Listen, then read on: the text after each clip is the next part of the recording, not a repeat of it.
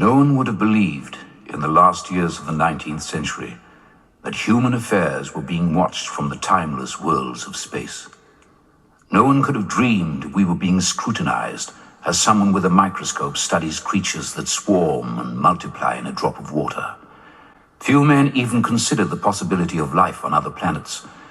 And yet, across the gulf of space, minds immeasurably superior to ours regarded this Earth with envious eyes.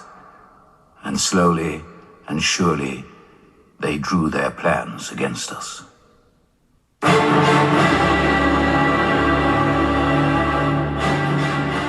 Welcome to Vintage SF. I'm Richard Rempel, and today I want to talk about a first edition that I picked up of The Space Machine by Christopher Priest from 1976.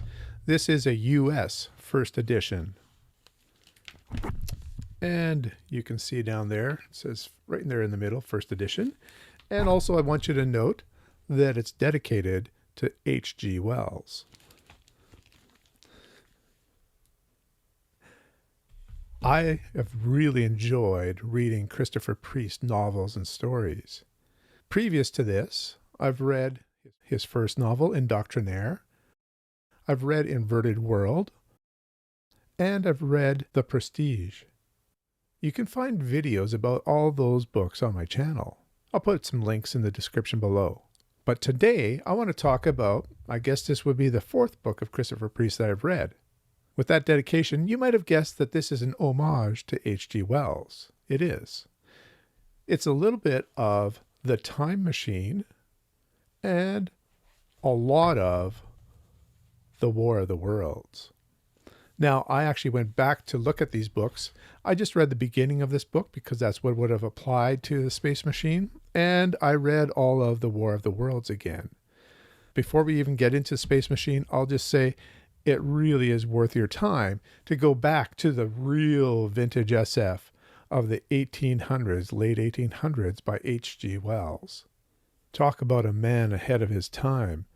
I think Mary Shelley, Jules Verne, Edgar Allan Poe, and H.G. Wells are sort of the bedrock, the founding fathers and mother of science fiction. And then perhaps Edgar Rice Burroughs takes that to another level, takes us to the pulp era.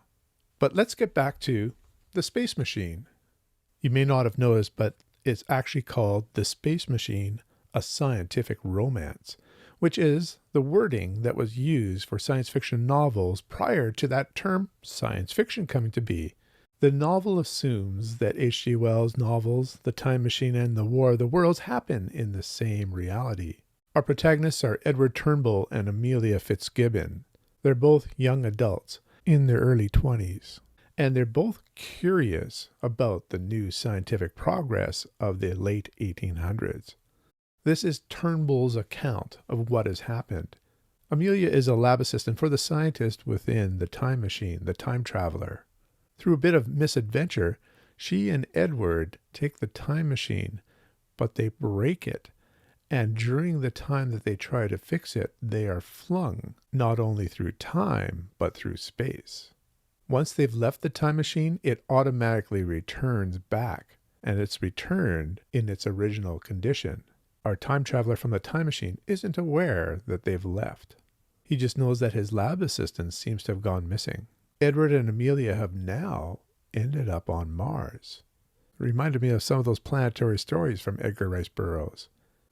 But this is the Mars of the aliens who are going to invade Earth in the War of the Worlds.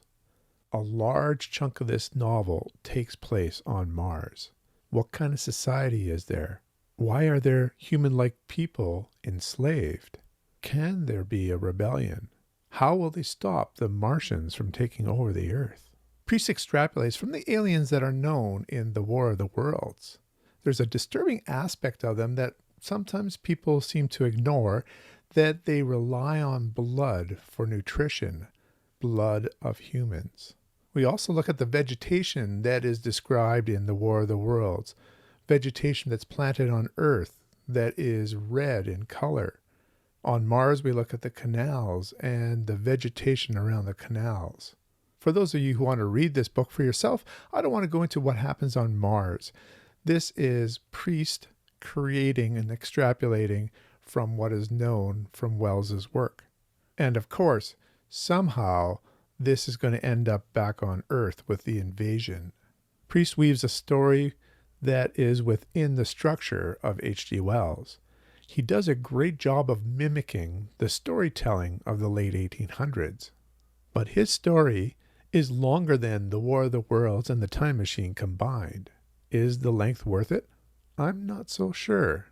Some have said The War of the Worlds is really about imperialism, colonialism, comparing those who invade and those who have to endure, the power structures.